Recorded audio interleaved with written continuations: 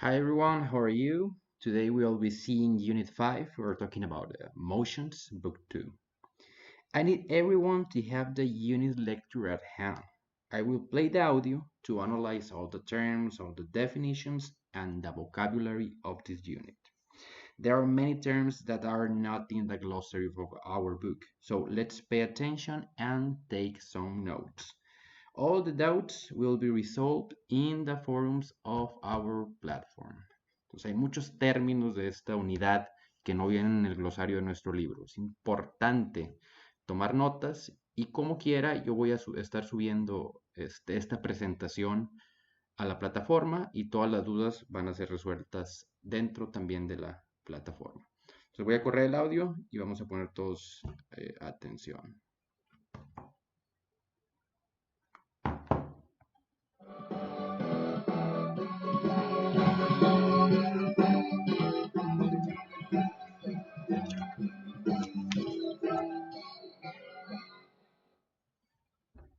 The legal assistant's view.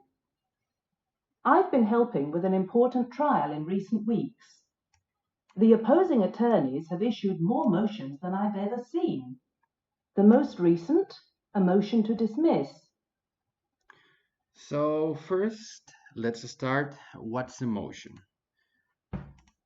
So the definition isn't in our glossary. So let's use the definition of a legal dictionary. So a motion is a formal request made to a judge. But a request for what? It's a request for an order or a judgment. Motions are made with different purposes. Let's check the different motions that can be used in a trial or can be made in a trial. But first, it's really important to know who can make a motion. So remember, in each case, we have two parties. The first one, the plaintiff, the person who files the complaint into court, and then we have the defendant, two parties in dispute, okay? In the case of motions, we have the movant and the non-movant. The first one is the party who makes the motion, and the second one, the non-movant, is the party opposing that motion. So let's continue the reading to analyze all the other motions. Last week, a motion for summary judgment and a motion to compel one witness to release confidential documents. So we have three kinds of motions. The first one, a motion to dismiss. What's the purpose of this kind of motion? Is to ask the judge to dismiss a complaint, or it can be just some claims into that complaint. In a few words, are made to dismiss the plaintiff case. Then we have number two, a motion for summary judgment. What's the purpose of this motion? And it's often called SMJ. The purpose is to request a court that the other party has no case. So we need to end the case early. There aren't any facts at issue. Okay? Number three, we have the motion to compel. It's a formal request to take some action. And there we have the example in the reading. Ahí tenemos el ejemplo de la lectura. So for a witness to release confidential documents. Entonces es la orden del testigo de presentar documentos que pueden ser confidenciales. Acuérdense, estamos hablando de acciones. We're talking about actions. So let's continue with our reading. Our legal team has issued many motions as well. There was a motion to strike a witness's testimony. She claimed to be an expert, but she had no credentials. There was also a motion for protective order when our client felt he was being harassed. Okay, so we have two more kind of motions. The first one is the motion to strike. What's the purpose? To form a request to disallow a testimony, like the example in our reading, the witness's testimony.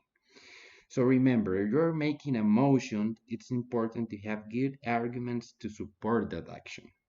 Like the example in the reading, okay? So she claimed to be an expert, but she had no credentials. Ella decía que era una experta, pero no tenía alguna cédula, alguna credencial que sustentara eso. So she can give an opinion about certain facts of the case. Entonces es importante considerar que no podía dar una opinión profesional acerca de ciertas cosas del juicio o acontecimientos del juicio. Next one, we have a motion for a protective order. And what's the purpose of that? It's a formal request for protection, okay? It's used when you think there can be a potential abuse. Harass, when someone is abusing, insulting, or otherwise trying to harm you on a regular basis. So let's play the audio again. A party has been the movant and the non-movant many times. Most recently, there has been a motion for change of venue. We'll have to wait and see what the court's ruling will be on that one. No doubt there will be a motion for a new trial at the end of the proceedings. So now we have another two motions, the last ones, number 6. We're talking about a motion for change of venue. There are two basic requirements that must be met before a court can hear a case. The first one is the jurisdiction, which means authority to decide a legal issue. And the second one is that we call the venue, is a location. So the purpose is to ensure that the case is heard in the best location, jurisdicción y competencia. Okay, so in number 7, we have motion for a new trial. Like the name says, and the purpose is to start the trial over again. Okay, it can be used to argue that the judge made a significant legal mistake or was insufficient evidence to support the jury's verdict. Remember what's the rule or what's a ruling? It's a court decision. In this case, we're talking about a decision of the motion, the outcome of a motion. Okay, so let's answer exercise 2, 3, and 4 of your book. Estos ejercicios serán revisados cuando tengamos las clases presenciales. Acuérdense, las dudas serán resueltas en los foros de la materia y como quiera les voy a estar subiendo el diccionario legal donde se sacaron estos términos y aparte la presentación.